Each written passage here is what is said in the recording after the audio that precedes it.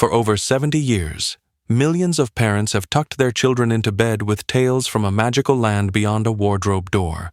The Chronicles of Narnia, C.S. Lewis's beloved 7-book series, has sold more than 100 million copies worldwide and been translated into dozens of languages. It's considered a cornerstone of children's literature, a gateway to fantasy, and for many, a gentle introduction to Christian faith.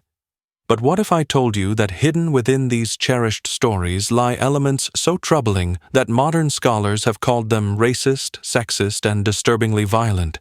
That the same books parents read to teach lessons about good and evil contain passages that reflect some of humanity's darkest prejudices?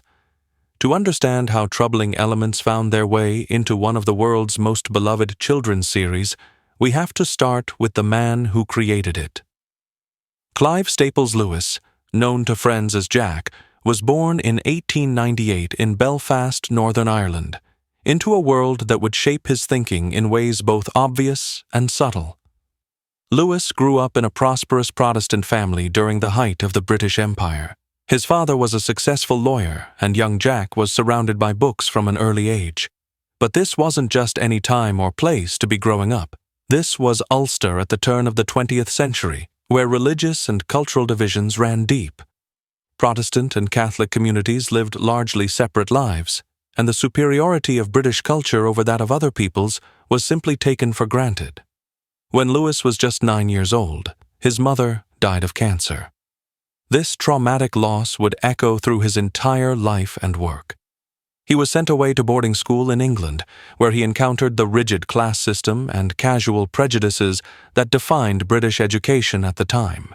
These schools didn't just teach Latin and mathematics, they taught that some people were naturally superior to others, that the British Empire was a civilizing force in the world, and that certain ways of thinking and believing were simply more advanced than others. But perhaps the most formative experience of Lewis's early life was World War I. He served as a second lieutenant in the Somerset Light Infantry and was wounded in the Battle of Arras in 1918. He saw friends die, experienced the horror of modern warfare firsthand, and returned home with what we would now recognize as trauma. Like many of his generation, Lewis struggled to make sense of a world where such massive destruction was possible. During these early years, Lewis was an atheist. He rejected the Christianity of his childhood and embraced materialism, the belief that the physical world was all there was. But his experiences in the war, combined with his deep reading in literature and philosophy, began to crack this worldview. He started to see patterns and meanings that pure materialism couldn't explain. The turning point came in 1929, when Lewis was 31 years old. After years of internal struggle, he converted back to Christianity. But this wasn't a simple return to childhood faith. Lewis became a very specific kind of Christian, one who believed that Christianity was not just true, but the ultimate truth that explained everything else. He saw other religions and cultures as either stepping stones toward Christian truth or fallen corruptions of it. This conversion happened while Lewis was establishing himself as a scholar at Oxford University, where he would spend most of his career studying medieval and Renaissance literature. Oxford in the 1920s and 30s was still very much an institution of the British establishment. It was overwhelmingly white, male, and upper class. The few women who attended were largely marginalized, and the perspectives of non-European cultures were viewed primarily through the lens of how they compared to Western civilization. At Oxford, Lewis formed his most important friendship with J.R.R. Tolkien, a fellow scholar and writer.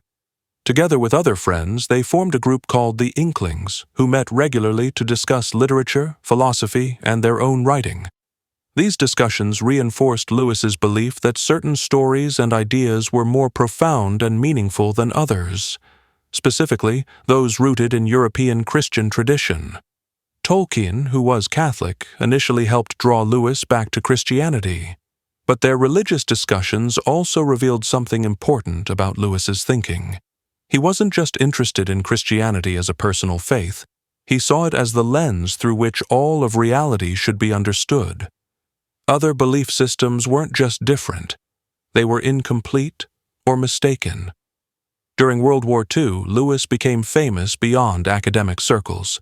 His radio broadcasts about Christianity, later published as Mere Christianity, made him one of the most well-known Christian apologists in the English-speaking world. He had a gift for explaining complex theological ideas in simple terms, and millions of people found his arguments compelling. But Lewis's Christianity wasn't the gentle, inclusive version that many modern readers might expect. It was robust, confident, and deeply concerned with questions of ultimate truth and final judgment. Lewis believed that the stakes of religious belief were literally eternal, that getting it wrong meant damnation, while getting it right meant salvation. This wasn't a metaphor for him. It was cosmic reality. It was during this period of growing fame that Lewis began writing the Narnia Chronicles. The idea came to him, he later claimed, from a mental image of a faun carrying parcels through a snowy wood. But the world he built around that image drew heavily from everything we've just discussed. His Ulster Protestant background, his classical education, his military service, his Oxford academic environment, and his confident Christian theology. Lewis wrote the 7 Narnia books between 1949 and 1954, during some of the most turbulent years of the 20th century. The British Empire was crumbling as colonies demanded independence. The Cold War was beginning, dividing the world into competing ideological camps. Questions about race, culture, and religious truth were becoming more complex and contested than ever before. Yet Lewis approached his writing with the assumptions of someone who believed he understood the fundamental structure of reality. He wasn't trying to be controversial or offensive, quite the opposite. He thought he was writing stories that would help children understand eternal truths about good and evil, right and wrong. The problem was that these eternal truths were shaped by very specific historical circumstances. Lewis's idea of good and evil, his understanding of different cultures, his assumptions about gender roles, and his beliefs about religious truth all reflected the prejudices and limitations of his time and place. He simply didn't recognize that what seemed obviously true to him might be culturally conditioned rather than universally valid. The first signs that something was wrong with Narnia didn't appear immediately. For nearly 2 decades after the books were published, most readers saw exactly what Lewis intended: magical adventures filled with talking animals, brave children, and clear moral lessons. But by the 1970s, as society began questioning long-held assumptions about race and gender, some readers started noticing details that made them uncomfortable. The most glaring issue emerged around the Calormenes, the dark-skinned people who live south of Narnia. Lewis describes them in ways that read like a checklist of orientalist stereotypes. They have dark faces and long beards, worship a cruel god called Tash, practice slavery, and are repeatedly described as deceitful and bloodthirsty. Their country, Calormenes, is a desert land of palaces and bazaars where the ruler is called the Tisroc and men grow long, curled beards. In The Horse and His Boy, published in 1954, Lewis goes even further. The main character, Shasta, spends most of the book believing he's Calormene, but discovers he's actually the long-lost prince of Archenland, a northern kingdom allied with Narnia. The message seems clear. His noble qualities came from his northern white heritage, not from the culture that raised him. But the real problem isn't just individual descriptions. It's the systematic way Lewis divides his world. The good kingdoms, Narnia, Archenland, and the various islands, are populated by white-skinned people who live in green, temperate lands, reminiscent of medieval Europe. The evil empire of Calormenes is filled with dark-skinned people living in a desert that resembles the Middle East or North Africa. Good is white and northern, evil is dark and southern. This pattern becomes even more troubling when you consider that Lewis was writing during the final years of British colonial rule. The Calormenes aren't just fantasy villains. They're thinly disguised versions of the real peoples the British Empire had been ruling over and fighting against for centuries. Lewis had essentially created a world where European colonialism was not just justified, but divinely ordained. The gender issues in Narnia proved equally problematic, though they took longer to gain widespread attention. The most infamous example is the fate of Susan Pevensie in The Last Battle, the final book in the series. Susan, who had been one of the 4 royal children in the earlier books, is excluded from the final reunion in Aslan's country, Lewis's version of heaven, because she's become too keen on being grown up and is interested in nothing nowadays except nylons and lipstick and invitations. When feminist critics began examining this passage in the 1980s and 90s, they were appalled. Susan wasn't excluded for any moral failing or act of cruelty. Her crime was growing up into a normal teenage girl interested in fashion and social life. The implication seemed to be that female sexuality and vanity were somehow incompatible with spiritual salvation. This wasn't an isolated incident. Throughout the series, female characters are consistently portrayed as less capable warriors than males. In The Lion, the Witch, and the Wardrobe, Susan and Lucy are given bows and healing cordials instead of swords, because battles are ugly when women fight. Even when female characters are brave and competent, like Jill Pole in The Silver Chair, they're often rescued by male characters at crucial moments. Perhaps even more disturbing was the violence that permeated the supposedly child-friendly stories. Lewis didn't shy away from graphic descriptions of battle and death. In Prince Caspian, there are detailed accounts of soldiers dying in combat. The Horse and His Boy includes a scene where a character's head is cut clean off.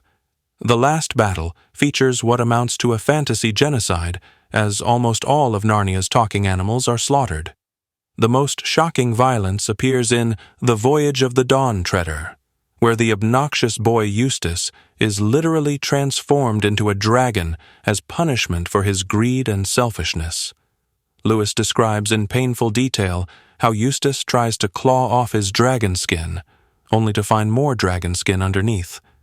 When Aslan finally helps him, the lion's claws cut so deep that Eustace screams in agony. These weren't brief mentions of violence. They were extended, graphic scenes that would be considered inappropriate for children's literature by many modern standards. Yet because they were wrapped in religious allegory and fantasy adventure, parents and teachers rarely questioned them. The apocalyptic destruction of Narnia in The Last Battle raised additional concerns. Lewis doesn't just end his series, he destroys his entire fantasy world. The very last Narnian story involves the country being conquered by Calormenes, its talking animals being enslaved or killed, and finally the world itself ending in darkness and cold. Only a select few characters make it to the real Narnia in Aslan's country. The message seemed to be that the physical world was ultimately disposable, that only the spiritual realm mattered.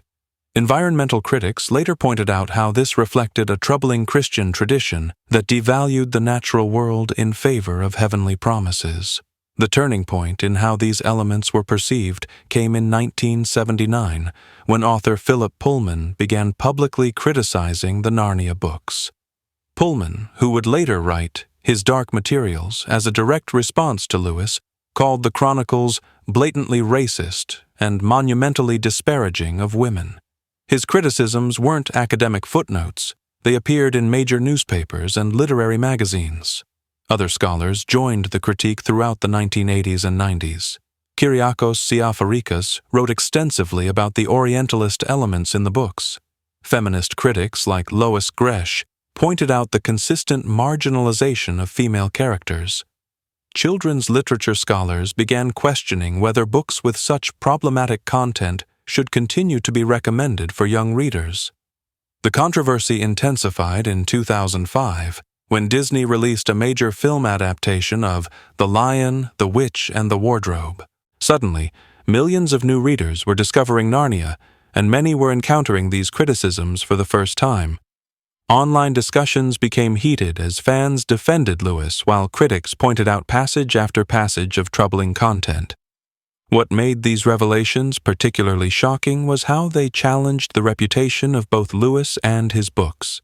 This wasn't some minor fantasy author with a few problematic passages. This was C.S. Lewis, one of the most respected Christian apologists of the 20th century, and these were the Chronicles of Narnia, beloved by generations of readers. The real scandal of Narnia isn't just what Lewis wrote, it's how profoundly these books shaped the moral imagination of millions of readers worldwide. Unlike academic texts that reach limited audiences, the Chronicles became a cultural phenomenon that taught entire generations how to think about good and evil, us and them, civilization and barbarism. Consider the numbers. Over 100 million copies sold, translations into 47 languages, countless school curricula, church reading programs, and family libraries. These weren't just entertainment. They were formative experiences. Children who grew up reading Narnia absorbed Lewis's assumptions about which cultures were civilized and which were savage, which religions led to truth and which led to darkness, which gender roles were natural and which were rebellious. The colonial implications run deeper than simple stereotyping. Lewis created a fantasy world that perfectly mirrored and justified the power structures of the British Empire. Narnia represents the civilized center, surrounded by various kingdoms and islands that exist in different relationships to that center. Some, like Archenland, are loyal allies. Others, like the Lone Islands, require periodic intervention to maintain proper order. And then there's Calormenes, the great threat from the south that must be constantly defended against.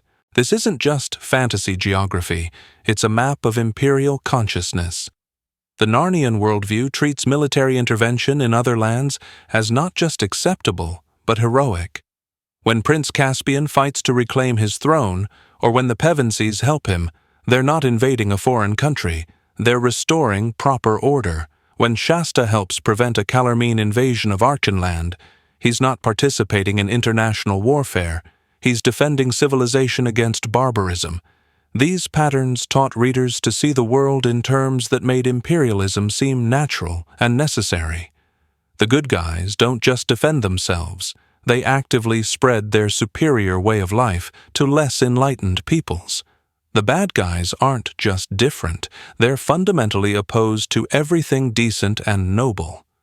Educational researchers have documented how these messages affected real-world attitudes.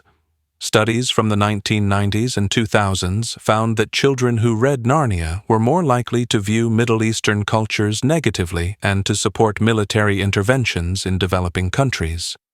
Teachers reported that students would make reference to Calormenes when discussing contemporary conflicts, unconsciously applying Lewis's racial and cultural categories to modern geopolitics. The religious symbolism proved equally influential and divisive. Lewis didn't just write Christian allegory, he created a theological hierarchy that placed Christianity at the center and relegated other faiths to the margins. In The Last Battle, this becomes explicit when the Calormene soldier Emeth is saved despite worshipping Tash, but only because Aslan declares that Emeth's good deeds were really done in Aslan's name all along. This theological model, sometimes called anonymous Christianity, suggests that people of other faiths can be saved, but only by unconsciously participating in Christian truth. It sounds generous, but it actually denies the validity of non-Christian religious experiences. A Muslim, Hindu, or Buddhist can be good, but only insofar as they're really being Christian without knowing it. Interfaith organizations began criticizing this approach in the 1980s, pointing out how it undermined genuine religious dialogue. If Christianity is the hidden truth behind all valid religious experience, then other faiths have nothing unique or valuable to offer. This theological imperialism proved just as problematic as the cultural imperialism embedded in Lewis's treatment of race and ethnicity. The impact on children's literature as a genre cannot be overstated.